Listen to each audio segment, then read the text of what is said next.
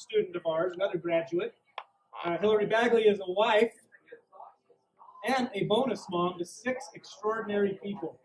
She is passionate about helping others love every aspect of their lives through gratitude and honesty. We have a theme going on with gratitude today.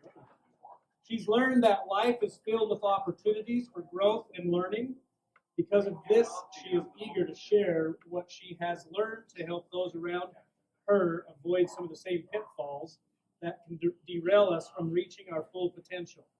Hilary provides her perspective with humor and compassion and love. Please help me welcome to the stage Hilary Bagley. Gosh,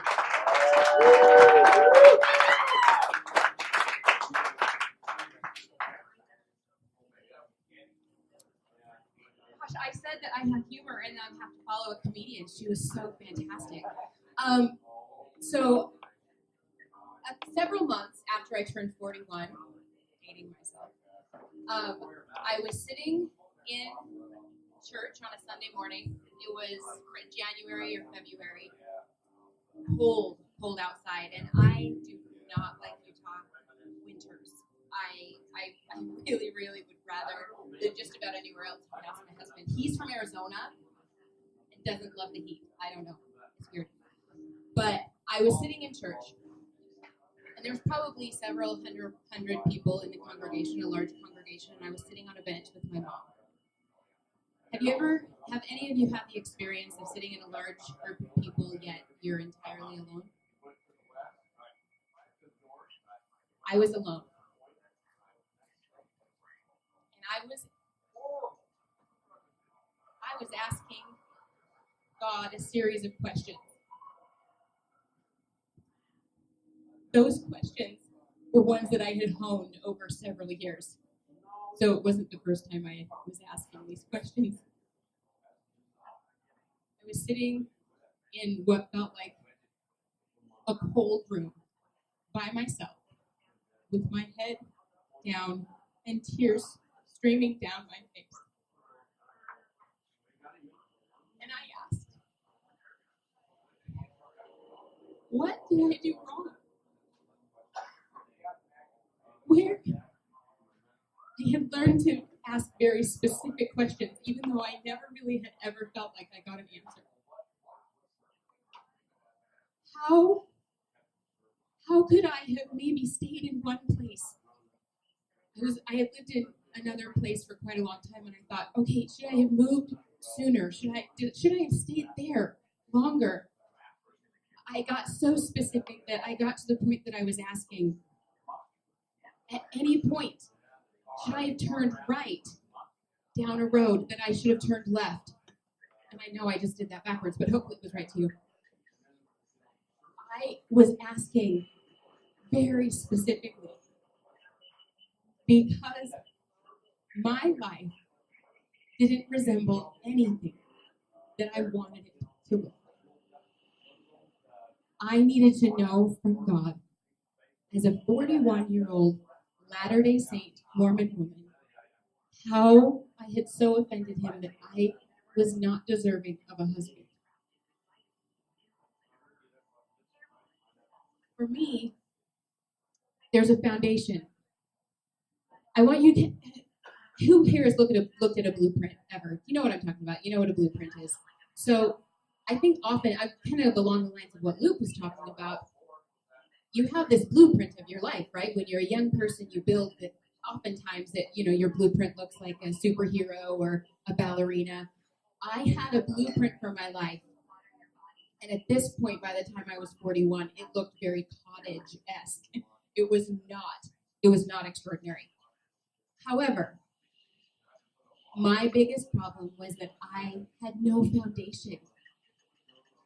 No matter what you try to build, if you don't have a foundation, it's never going to be what it could be. What I thought a foundation should look like was a husband and children. That's what my foundation was supposed to be.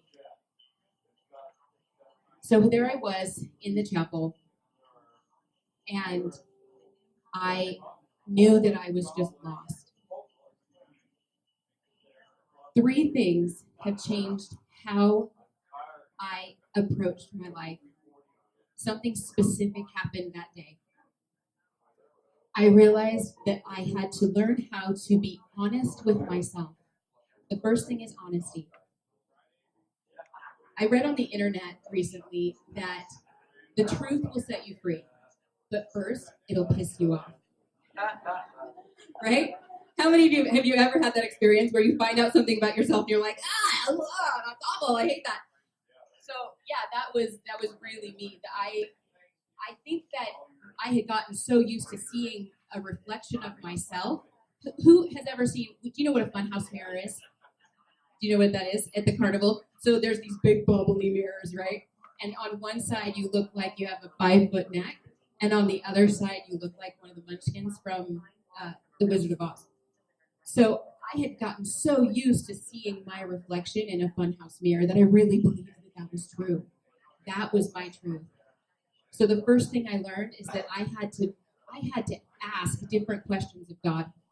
I had to ask him how to see myself honestly. And the first thing he taught me is that I needed to find honest, good friends, people that I could trust. Not that we're going to be brutally honest just to be brutal, but to be truly honest with me. Point out the really great things about me, and then also tell me the things that maybe aren't working so great for me. The second thing, along the theme of today, is gratitude. Doris Day, one of my most favorite people alive, well, I don't know if she's still alive, that ever lived, I should say, she said, gratitude is riches. Complaint is poverty. The truth is there are people with not a cent in their bank account that are the richest people alive. I needed to choose to live in a way that showed that I was grateful for even the things in that mirror that needed changing. Because those opportunities give me a chance to learn and change and grow. The third thing, and this is the thing that I honestly think is the most important, and that is to truly love yourself and to truly love others. I have learned from personal experience that you can change a lot of things out of self-loathing. You can beat yourself at the gym and hate yourself and run and sweat. Rarely do those things actually last. If you don't change yourself because you like yourself, because you love yourself, those changes rarely last. Honesty, truly seeing your actual reflection, gratitude, being grateful for the things that even that you have to change, and loving every aspect of your life. That makes a solid foundation. That's a foundation you can be proud to build anything on. Even if it's a small cottage, even if that's what you choose. You can choose a mansion or a cottage, but you have a foundation to build a life on.